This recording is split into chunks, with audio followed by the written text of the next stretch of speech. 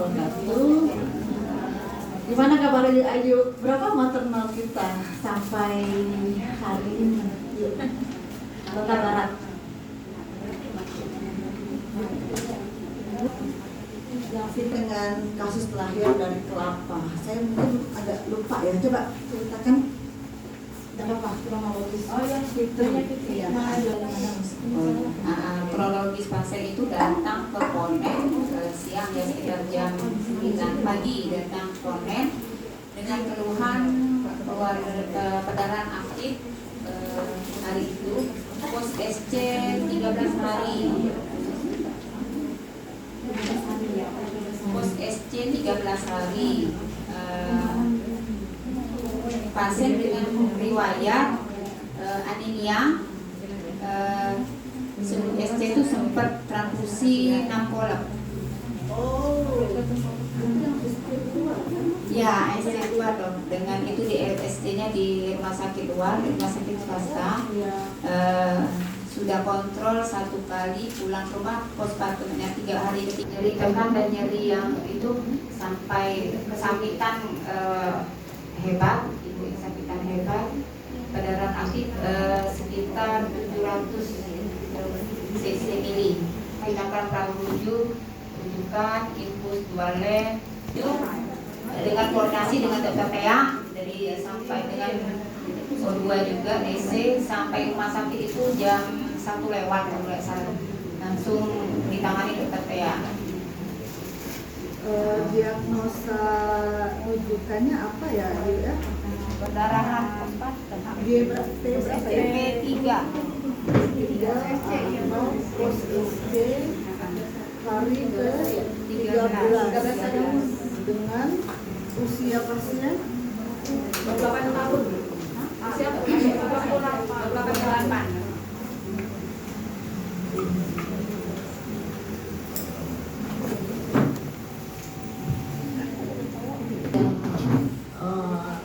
Sekitar bulan berapa ya? 2 bulan yang lalu apa 3 bulan yang lalu ya. Itu?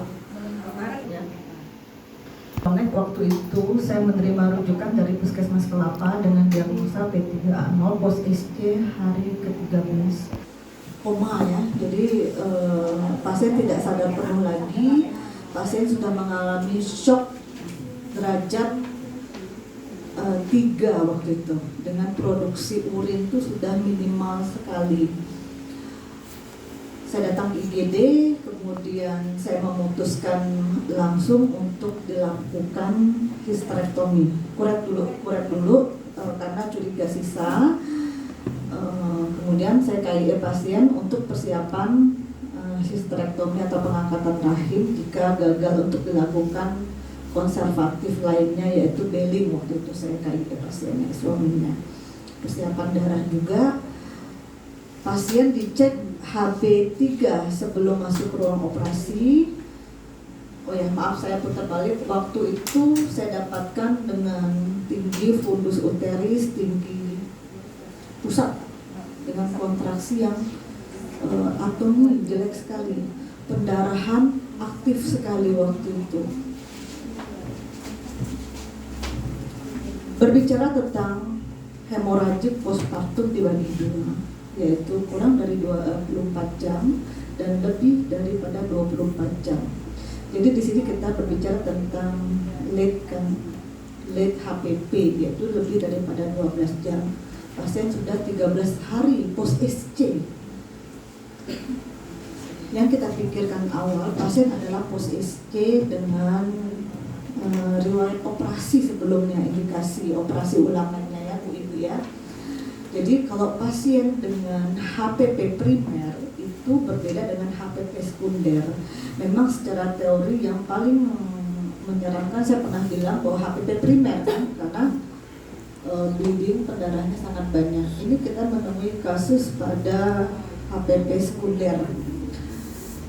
Yang kita pikirkan post SC pula, post SC. Jadi infeksi menempati penyebab utama.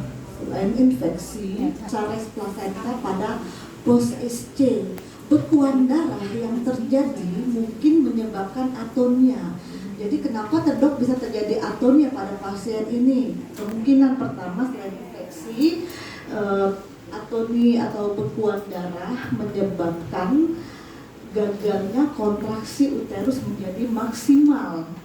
Saya masih 28 tahun, aduh.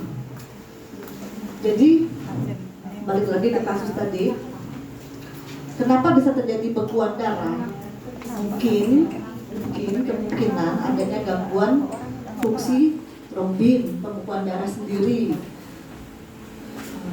Itu aja yang bisa saya deteksi waktu di Ponek saat itu, waktu saya jaga. Kemudian saya KIE pasien, Bapak, kita sediakan darah, kita masuk ke ruang operasi sekarang juga. Persiapan darah penting karena untuk derajat di atas pendarahan kelas 2 itu sudah membutuhkan darah. Mau ibu-ibu suruh pakai RL 8 liter, 12 liter, tidak masuk kecuali darah diganti sama darah. Ya kan? Tidak bisa berpikir, oh pendarahan derajat 1, 2 oke, bisa pakai RL atau kristaloid lainnya seperti NaCl. Tidak harus berpikiran RL, kristaloid itu harus RL, tapi NaCl juga bisa.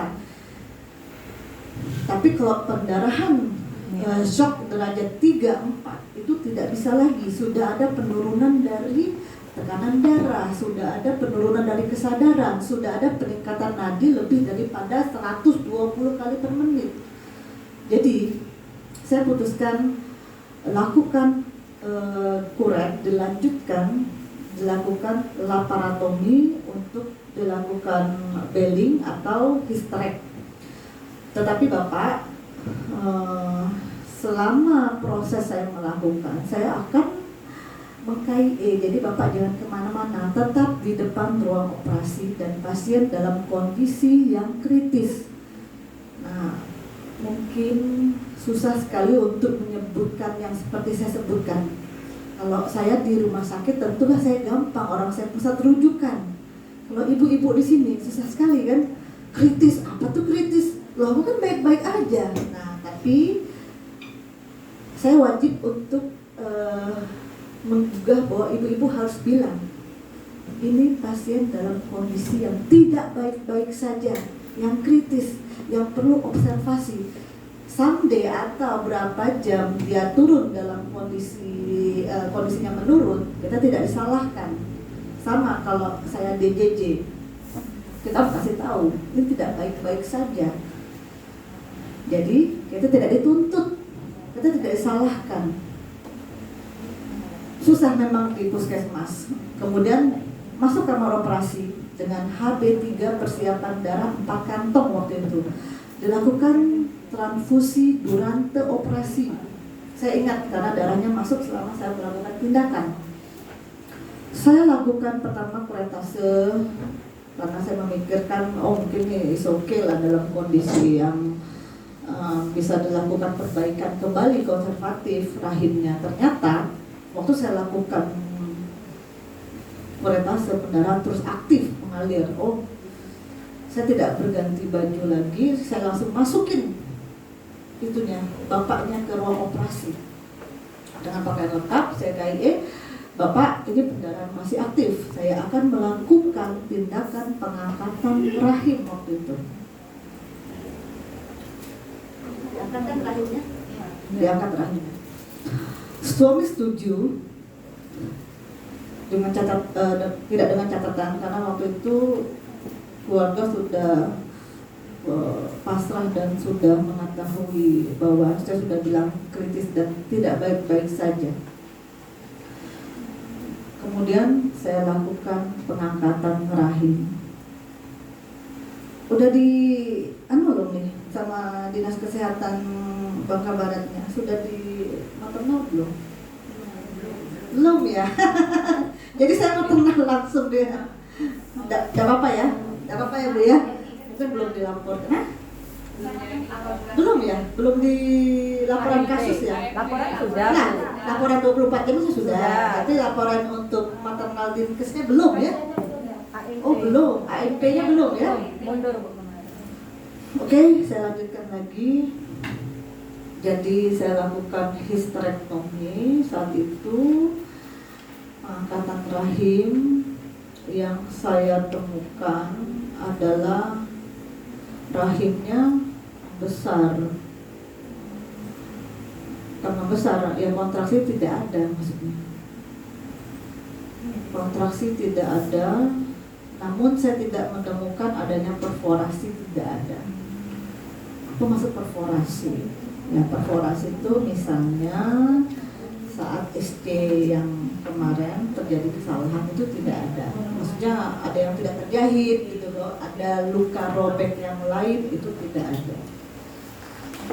Jadi murni karena pendarahan HPP-nya karena atonia uterus. Observasi di ICU waktu itu ya, sempat 48 jam apa 24 jam? Hah? Malam, paginya jam 6.27. Saya operasi waktunya lah, oke lah penanganan puskesmas Kelapanya. Cuma agak lama waktu WA saya, waktu dari WA ke rujuknya ya.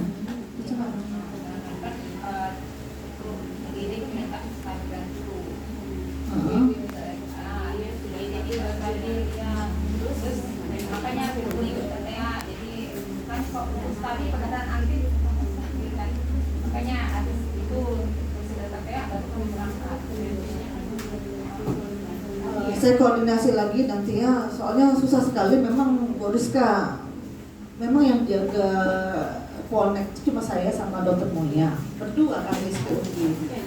Kami sudah mengklaim sama dokter menyuruh ya, bilang sama manajemen tidak ada kestabilan di objin. Objin tidak akan stabil sebelum dilakukan tindakan, mau itu pemasukan darah, mau itu dimasukkan ruang operasi. Objin tidak mungkin stabil pasien objin. Stabil kalau sudah masuk darah. Kan saya bilang shock derajat 3 ke atas mana bisa ibu-ibu pakai darah, pakai cairan kristaloid air, pakai cairan kristaloid berliter-liter. Saya ganti nomor handphone, tahu nggak? Ayo, nggak tahu ya. Berulang kali saya sudah bilang sama tim Connect IGD rumah sakit kami tidak ada kestabilan di situ. Makanya bukan mengambil jalan pintas untuk menelpon saya itu enggak, cuma jika ada yang agak-agak apa namanya, kalau bahasa orang sini agak keras kepalanya, apa dokter IGD-nya agak-agak pekat, infus 2 line, pasang nomor kateter, masukin oksitosin 4 ampul di cairan atau misoprostol. Jika ada, rujuk segera. Saya siap menerima KIE di desanya, siapin darah, siapin darah. Kalau untuk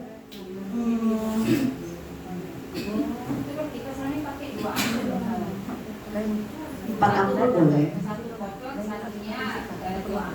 Pada atonia uteri 2 sampai 4. Boleh.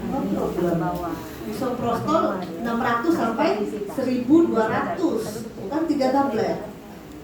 3 tablet sampai 4 tablet. Dinas Kesehatan, kenapa gak ada nyiapin misoprostol ya? Hah?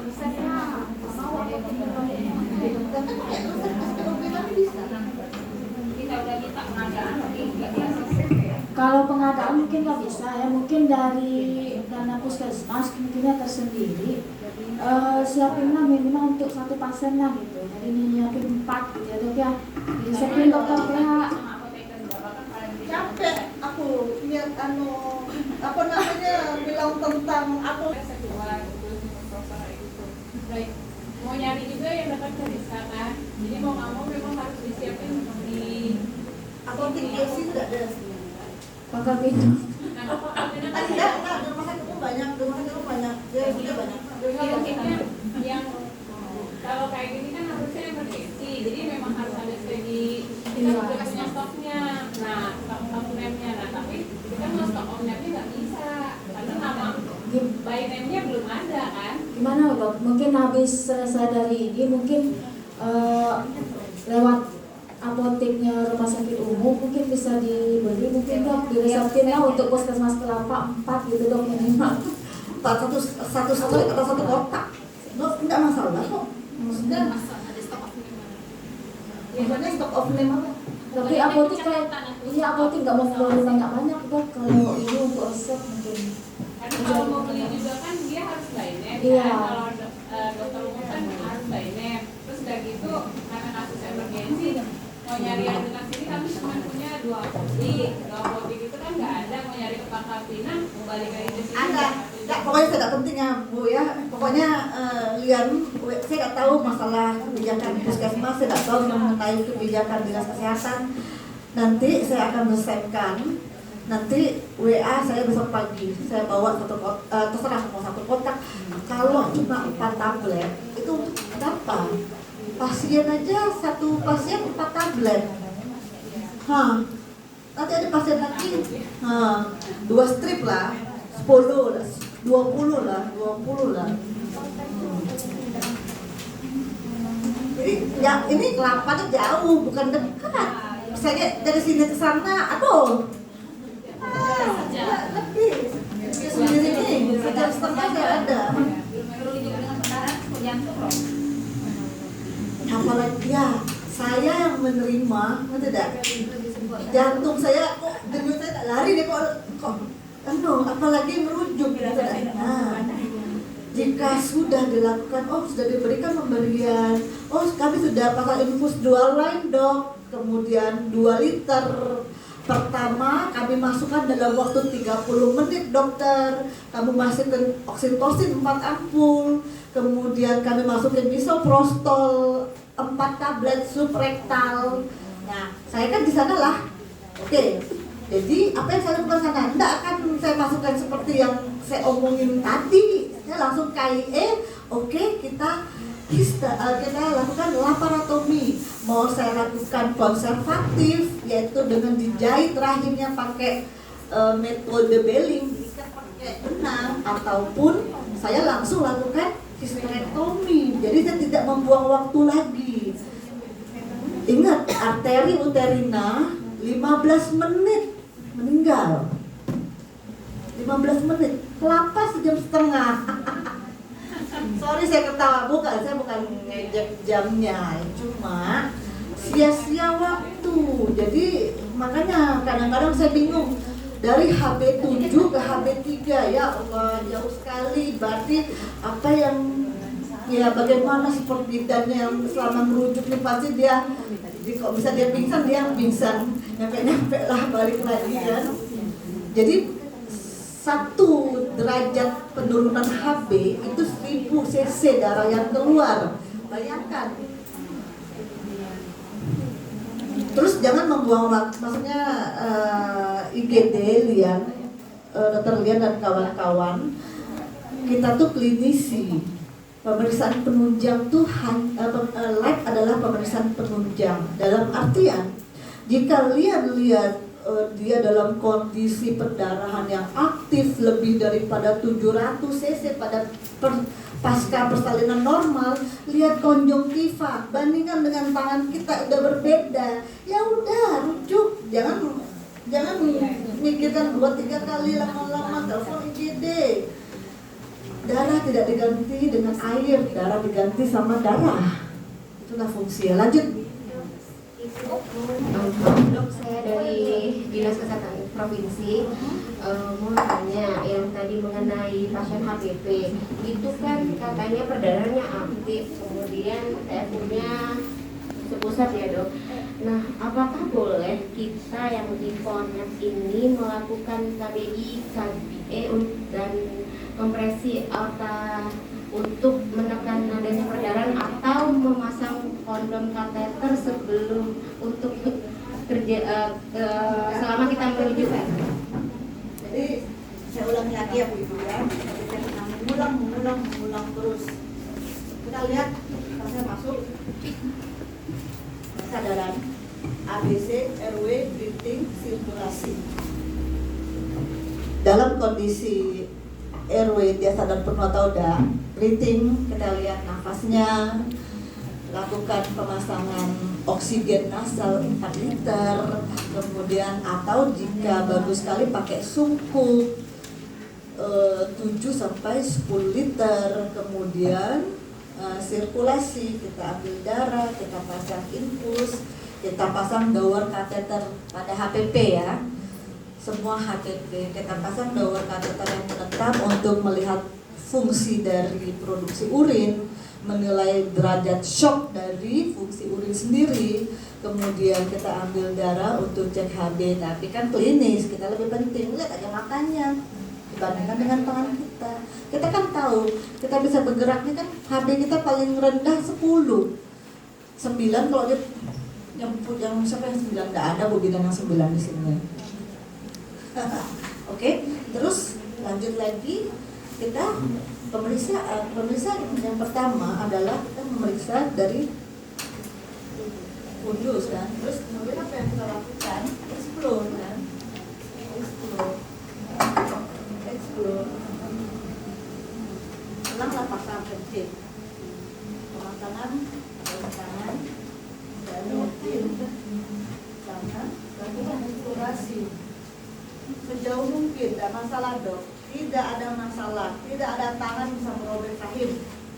Yang bisa merobek rahim adalah alat objek, uret, besi, paham nggak? Nah, jadi explore. Tidak nyaman pasien dok, susah banget. Ya, mau gimana lagi lihat saya di IGD, saya nggak peduli kan? Nah, saya yang penting saya bisa masuk tangan saya, tapi janganlah masuknya saya enak-enak jidat. Miringkan dulu, 2, kemudian dari fundus. Explore berfungsi untuk menilai, memastikan tidak ada sisa dari ari-ari, tidak membersihkan bekuan darah biar dia krak rahimnya, kontraksinya.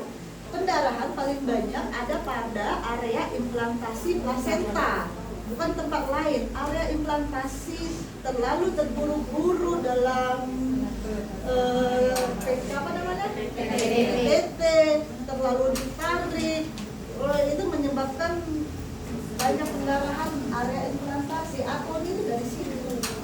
Jadi masukkan, kemudian lakukan tetesan setelah itu masase 15 detik sampai dilihat, oh masih aktif juga, tidak ada lagi KBI langsung masukkan.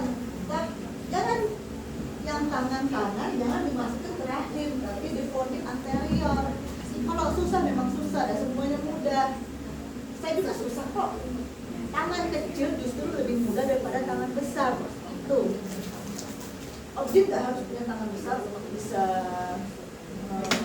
apa semuanya. Yang penting dia kuat aja. Jadi tangan dimasukkan pada forehead anterior.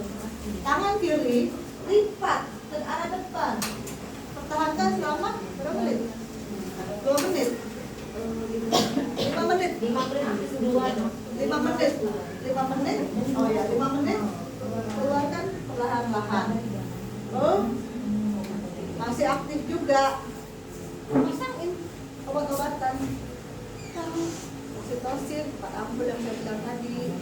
Isoprostol, masukin 4 tablet sublingual. Buat tetesannya 40 tetes per menit. Kemudian cek, oh masih aktif, ya sudah. Merujuk dengan KBI susah, ngomong gampang, tapi susah. Muntah bidana ambulan, tidak jadi shock. Terus jangan lupa KIE dan persiapan kontrol. Jadi saya tidak mengulang lagi itu. Jika sudah datang ke IGD, ya udah masih aktif KIE, persiapan untuk laparotomi, mau dia konservatif atau saya lakukan histerektomi. Bidan, kompetensi bidan. Retensio plasenta aja masih masuk kompetensi bidan nggak, Bu Rista? Kalau di dokter umum itu kompetensi dokter umum. Wah, Masuk kemarin. masuk. Retensio plasenta, pengeluaran plasenta lebih daripada 30 menit ya. operasi kedua sudah masuk, mau bokong mau pakai itu, pakai handscoon.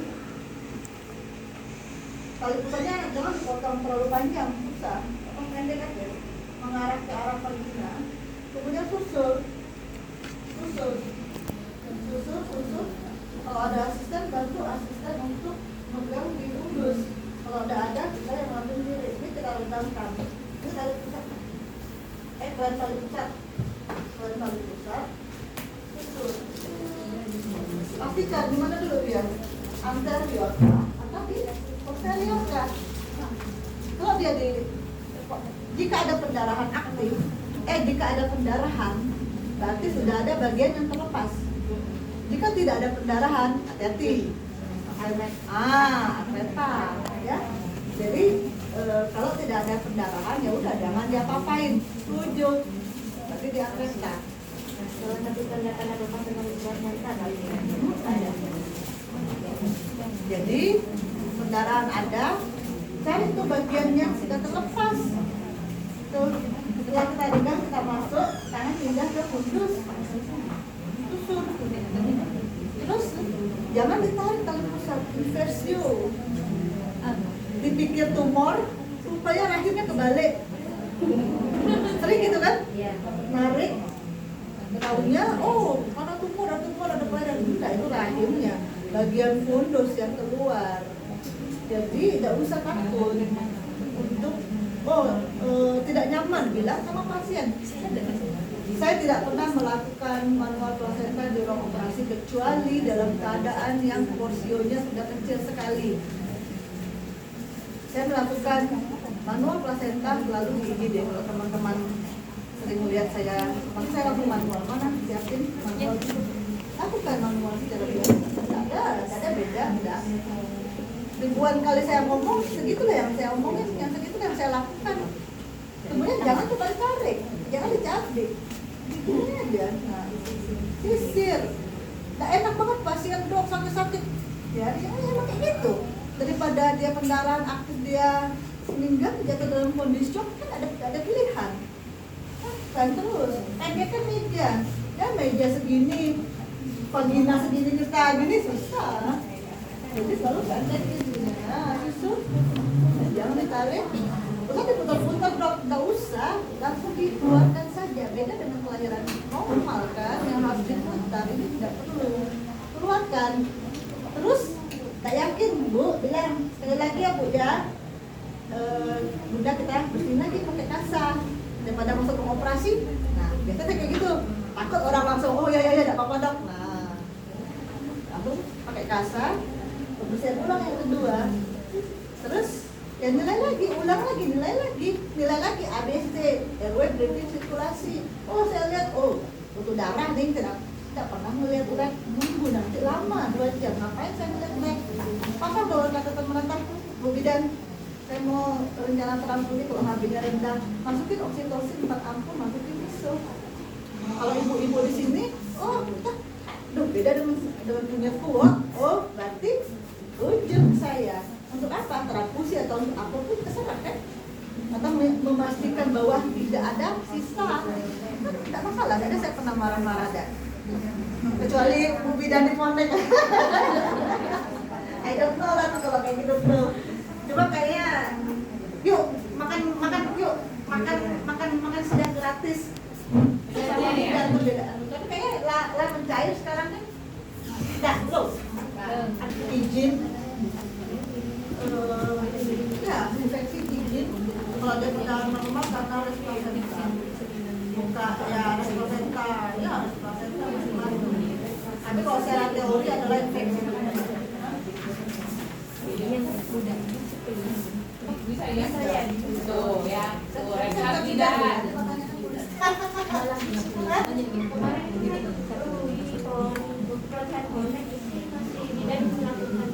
Tapi didampingi sama dokter, tapi dengan pengawasan. Ini masalahnya udah didampingi. Udah didampingi sama dokternya dan Pokok, jadi trauma di situ, makanya anak takut. dia kan udah datang dokter saya di telepon. Dia datang nih setelahnya. Ya udah tadi siapa yang ininya operatornya lanjut dan bilang gitu. Dia udah dampingin, katanya kan didampingin dokter nih. Nah, udah, tapi yang bidan pelaksana operatornya tadi karena merasa oh ini bukan kompetensi saya, jadi dengan pertemuan ini mereka tahu oh ini kompetensi bidan loh, bidan udah bisa loh mengambil transfer plasenta gitu. Jadi boleh mencoba. Itu punya pas sudah berhasil. Gini ya Bu, Bunda, kalau di IGD ponek saya selalu bilang coba aja dulu, nanti jika tidak berhasil saya datang. Apa yang saya lakukan sama. Lalu apa saya bisa? Makanya saya tidak tahu kalau ada teman-teman Bunda di kompleks IGD ya, karena kita datang rujuk. Tadi lagi apa yang di mana hilang ya tahu ngomong kan. Nah, jadi mungkin traumanya di situ.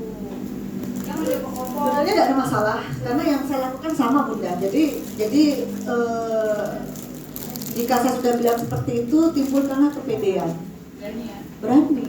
Kalau berani diri dulu bisa nggak lihat? Dia sering dong, pasti banget ya gini. Cuman maksud Rian saat dia kebetulan yang dinas, dia mendampingi gitu. Jadi yang operatornya katanya harus didampingi dengan dokter, yuk berani gitu. Tapi ini jadi kayak gini ya, tetap didampingin yuk. Kalau untuk bidan mandiri mungkin itu tidak diperbolehkan karena dia di luar dari pengawasan.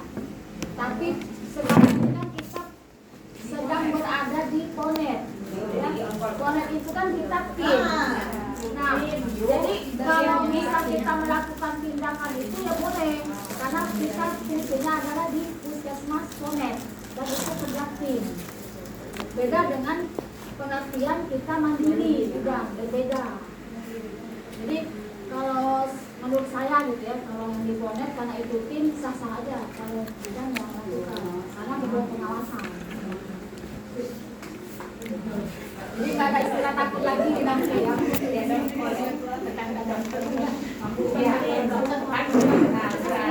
Terus ayo tentang hipertensi dalam kehamilan ya. Jadi kadang-kadang saya menilai ada keraguan waktu melakukan diagnosis. Maksudnya bukan ibu bidannya ya, saya dokter umumnya, tapi mungkin perlu ibu-ibu bidannya untuk membantu. Bukan keraguan bagaimana yang. Jadi gini, memang kita hipertensi itu tidak dibagi lagi dia dalam PER atau PEB. Jika tensi 160, 140 ke atas sudah boleh melakukan rujukan, ya kan? Itu dari kesepakatan kita. Terus gini loh, terus untuk pemberian MgSO4 memang 160 per 100 ya, 110 diastol. Jadi seperti ini. Mengapa saya bilang ragu-ragu? Pertama dia nelfon saya, halo dok, konsul, oke. Apa? Pasien, waktu tensi awal 160 per 100. Tapi kok sekarang jadi 130 ya dok ya? Nah, itu kan keraguan. Sebenarnya itu tidak perlu terjadi. Pakai tensi awal 160 itu atau 170 itu. Kemudian ujung-ujung di rumah sakit 200. Ya tahu, maksudnya ragu sekali dia, takut sekali dia untuk memberikan MgSO4. Jika syarat MgSO4 sudah terpenuhi, refleks patella positif, pernafasan di atas 16 kali per menit, urin 30 cc per jam, ya sudah tersedianya kalsium glukonas, berikan sesuai dengan kontak, yaitu 4 gram IV bolus pelan dicampur dengan aqua atau RL atau D5 whatever. Pernah pakai ini dok? Pernah. Saya pernah di Taliwang dipakai ini aqua, bukan aqua, air mineral. Yang penting tersedia kalsium glukonas, dilanjutkan dengan MgSO4 40% 6 gram dalam RL D5 ataupun yang ada dengan 18 ppm per menit. Pasang dower kateter menetap. Terus lakukan rujukan, jangan pening-pening. Mau saya lakukan persalinan normal atau per abdominal itu nanti pasti saya kasih tahu. Tapi untuk mendiagnosis bantu. Oh, di puskesdes didapatkan 180, di puskesmas 130, tidak mungkin lu pakai yang tertinggi. Obji itu bukan prepare for the good, tapi prepare for the worst. Artinya siapkan diri untuk kemungkinan menjadi buruk pasiennya, bukan menjadi oke. Obji itu tidak seperti itu. Meskipun saya sering bilang, oh tidak apa-apa, tapi sama suami pasien enggak, tidak bilang seperti itu. Yang terjadi seperti ini. Dan kita akan melakukan seperti ini dan seperti ini.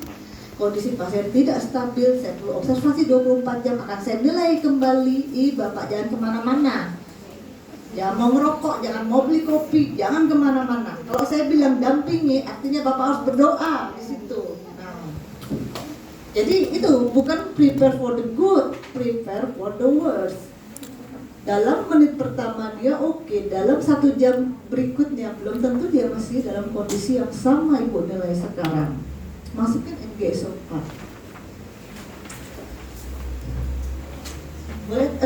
Boleh dilakukan persalinan normal pada pasien dengan hipertensi dan kehamilan? Jawabannya boleh.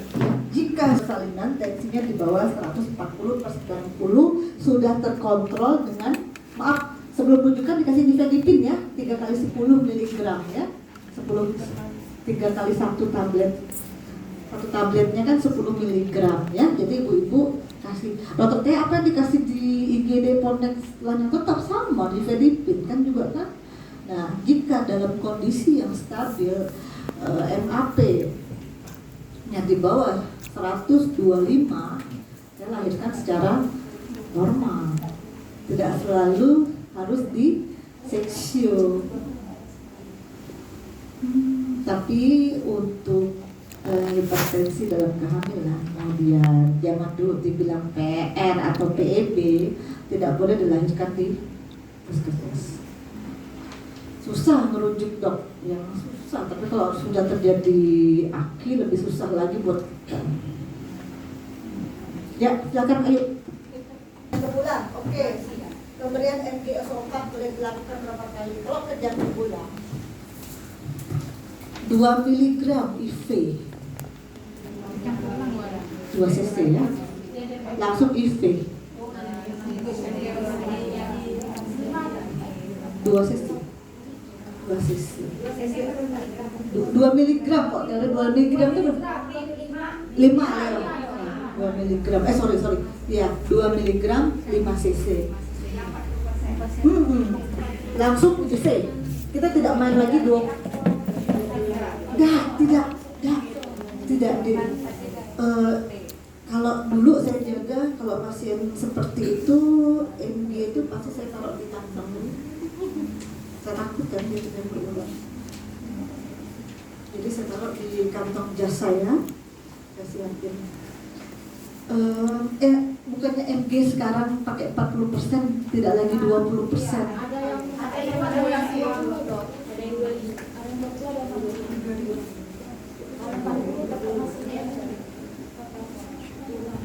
20 ada.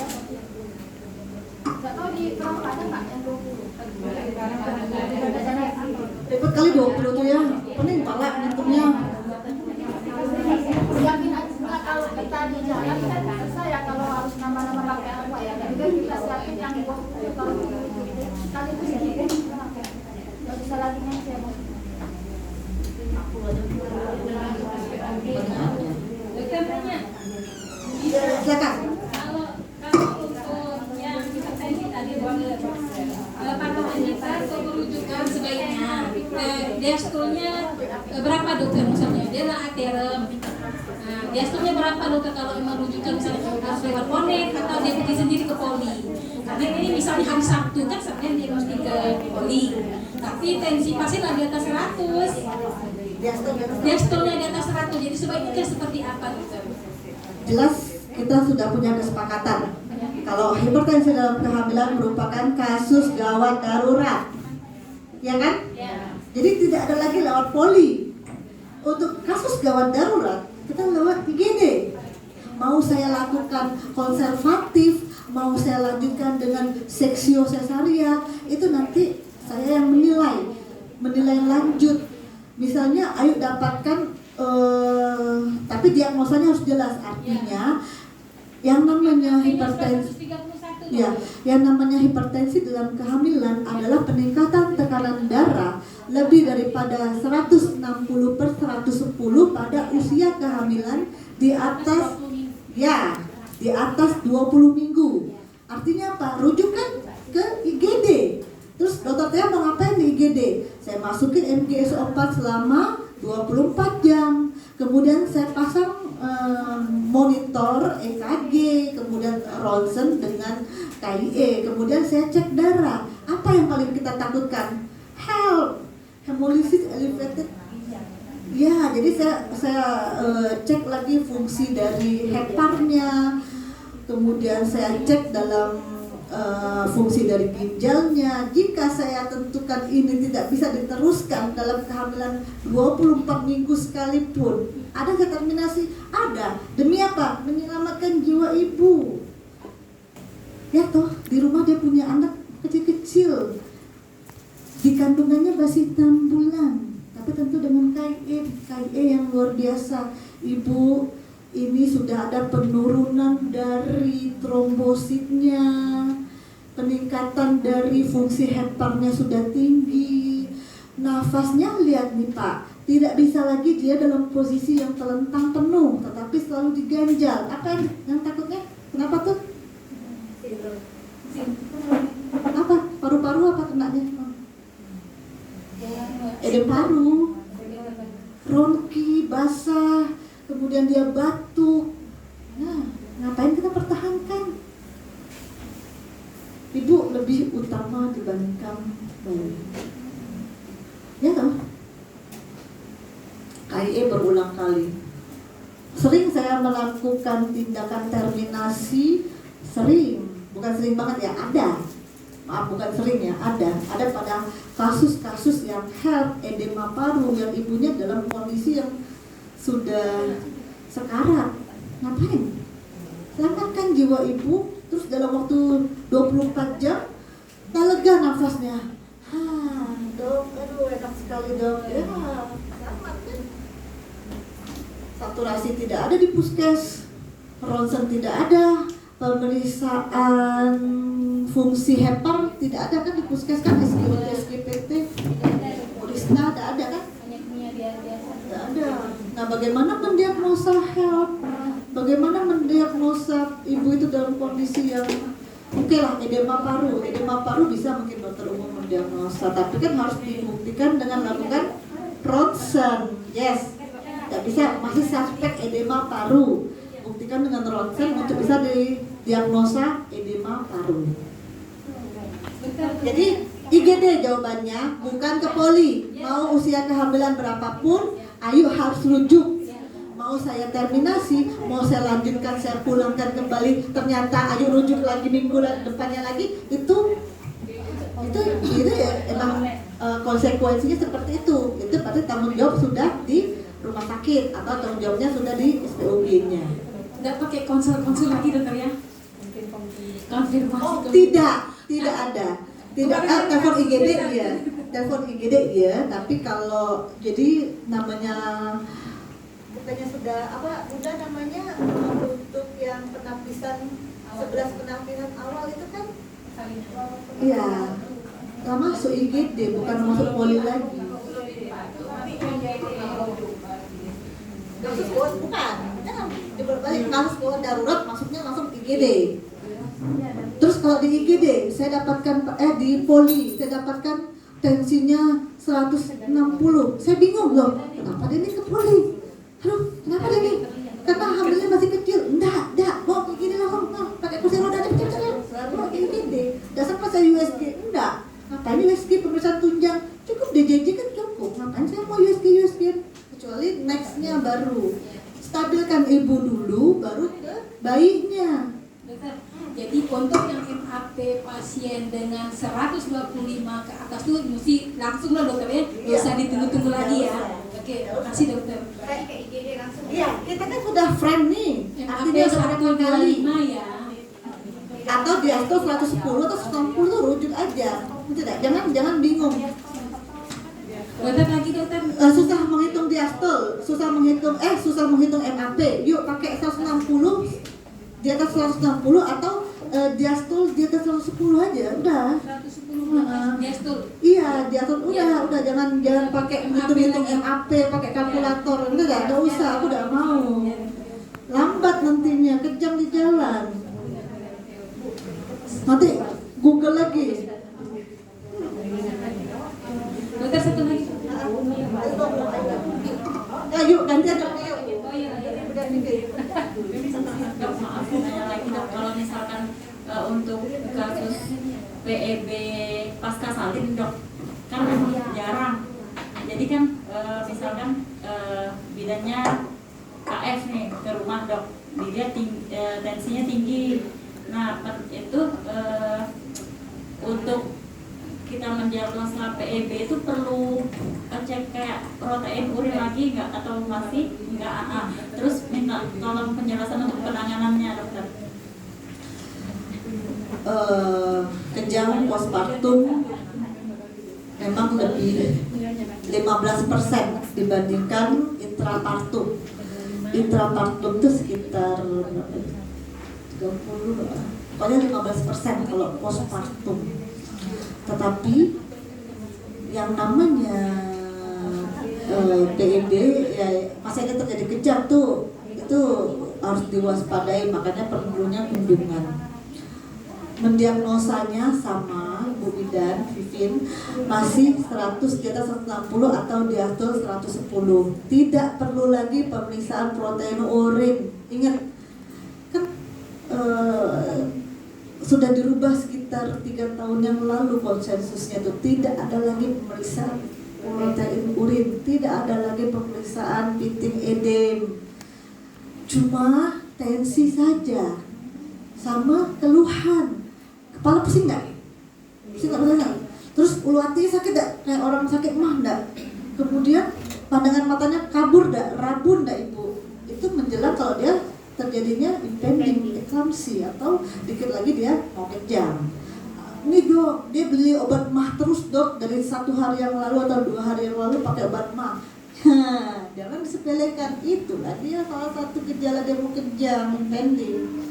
Rujuk, apa yang saya lakukan? Tetap sama, pemberian MgSO4 24 jam. Kemudian selalu saya lakukan EKG, saya lakukan ronsen lengkap.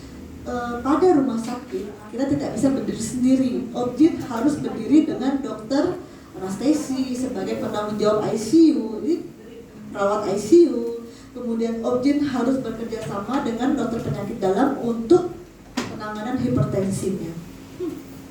Jadi rujuk jawabannya sama dengan menemukan saat dia hamil. Jadi protein urin coret. Potensi aja. Itu gampang kan? Lagi, yuk tanya tadi. Dia mau nanya. Jadi kayak gini dok, ada pasien ini kan kebetulan kemarin dia PEB, pas lagi PEB dia dirujuk nggak mau, akhirnya brojol lah ya, udah lahir. Kemudian pas lagi kunjungan di rumah dijaminkan dia nemuin juga dia tensinya masih tinggi.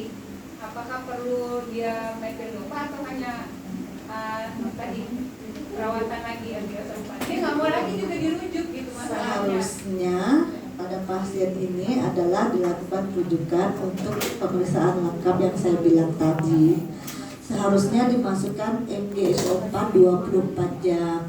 Kemudian penilaian tekanan darah, kemudian lakukan penilaian urin juga dok. Iya, saya lakukan penilaian urin 24 jam untuk mengetahui fungsi ginjal. Makanya pada pasien dokter lihat banyak sekali yang terlewatkan. Ronsen tidak dilakukan, pengecekan fungsi ginjal dan fungsi hati tidak dilakukan, pemberian MgSO4 24 jam tidak dilakukan. Emang fungsi Mg mengeluarkan cairan kan?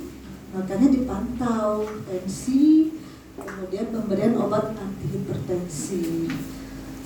sebenarnya dia pada pasien postpartum aman untuk diberikan obat-obatan. Mau dia captopril, no problem. Untuk kontraktilitas jantung kan kita pakai captopril ataupun kalau penyakit dalam saya lupa. Enggak, metilodopa untuk orang hamil aja. Metilodopa itu pada pasien yang masih hamil 2 bulan tensi 160 kan banyak tuh. Hipertensi kronik. Baru hamil 2 bulan tensi sudah 200. Metilodopa. Captopril tidak boleh diberikan pada wanita hamil.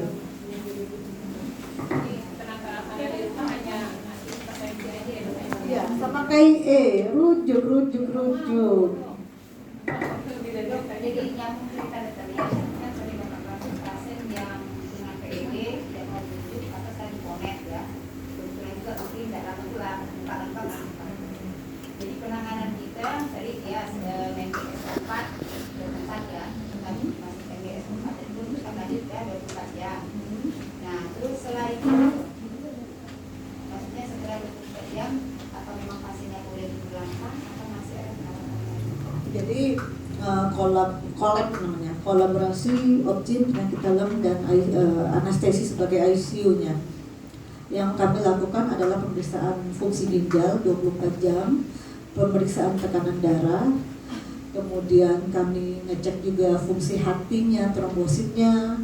Kami nilai kembali jika dalam kondisi heparnya bagus, ginjalnya bagus, paru-parunya tidak ada tanda-tanda air atau edema paru, kami pulangkan. Setelah 24 jam pemberian kalau dari dia di ICU tidak mungkin 24 jam lah ya, kan dia harus balik lagi ke ruangan dulu kan ya, 24 jam.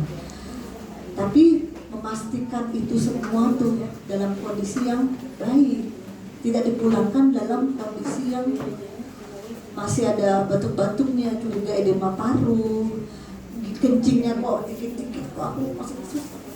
Minumku banyak ibu, tapi kok aku kencingnya dikit sekali. Nah itu kan tanda-tanda kan gagal ginjal. Itu kan bisa dicek dari fungsi ureokreatininnya. Kemudian cek albuminnya juga, protein dalam darahnya. Tidak bisa. Kalau kekeh dia tidak mau, suruh ke poli. Berarti setelah 24 jam Kita ke poli aja ya, Bu, gitu kita cek yuk. Ujung-ujung saya ketemu saya suruh rawat inap kan. Terserah. Yang penting ayo sudah antar dia ke saya atau ke dokter Moya. selama ini mereka kayak gini loh, karena rujukan poli itu berlaku 1 bulan, yang harusnya dia berangkatnya kan sudah kita pulangkan 24 jam. Dia berangkatnya tuh bukan 1 minggu tapi lewat dari diantar, ikut bola. Sebelum pulang dia mungkin kalau pasien sebelum pulang artinya dia tetap melakukan pemeriksaan ke poli. Ya, jemput bola tuh penting sekali. Saya dulu di puskesmas terintip saya jemput bola. Bodoh amat, saya dibilang dokter rumah ke rumah, tidak pernah masalah. Saya jemput bola. Dokter, saya juga pertanyaan lagi dokter. Iya, ya boleh yuk. Dokter, yang pertama, berapa denyut jantung bayi di bawah kehamilan 20 minggu normalnya dokter ya? Terus yang kedua, bagaimana untuk anemia dokter? Ibu hamil ini dokter emang sebelum hamil ya anemia. Waktu hamil di bawah 20 minggu. Hamil diulang lagi, cepat sekali. Pertama, DKJ yang normal dokter. DKJ yang normal untuk ibu hamil. Di bawah itu ibu hamil yang kehamilan di bawah 20 minggu itu berapa DKJ normalnya dokter? Yang kedua dokter, ini ada kasus kami dokter. Saya nih aneh dokter jadinya. Pasien ini anemia. Ternyata pasien ini anemia dari sebelum nikah dokter. Terus ketemu kami di bawah hamil 20 minggu, hamilnya 7,3 dokter. Terus dirujuk pasien ini minta rujuk ke 5 dokter. Anehnya dokter tidak diapa-apain dokter. Sedangkan kami hanya berikan stepnya 2 kali 1 tanpa yang lain-lain dokter. 2 kali 1 saja. Pasien ini sering kontrol ke sini dokter. Memang kami minta, maksudku itu biar bisa komunikasi dokter ke pasien ini memang dikontrol ke sini baik, padahal mereka orang Koba dokter, suaminya orang Koba, tapi dia orang Kelapa. Jadi karena pengen ketemu, pengen melihat kasusnya dokter, gimana selesainya nanti, itu maksudku jadi kesini kemarin. Tapi tidak diapa-apain dokter, dari dokter rumah sakitnya, itu mau saya mau tanya dokter, bagaimana kami, kalau di poli kita punya macam ini dokter, kami lah ngomong dokter, mungkin malah ya dokter, mungkin, tapi tidak tahu kemana. Kemarin 7 bulan, Bu Ibu, kadang-kadang tidak. Nah, paham kan? Oh, gawat janin. Kadang-kadang mendiagnosa gawat janin jika di atas 28 minggu atau dengan berat bayi yang sudah 1 kilo. Bulan emang mau diapain? Tidak ada kita mau seksio gawat janin, dikasih gawat janin seksio di usia kehamilan masih 4 bulan atau 5 bulan, tidak ada. Yang pertama kita dapat bayi, saya belum menjang ke puskes dengan diagnosa gawat janin. Ibu-ibu harus cek dulu temperatur ibunya. Kristaloid satu kolom atau setengah kolom terserah.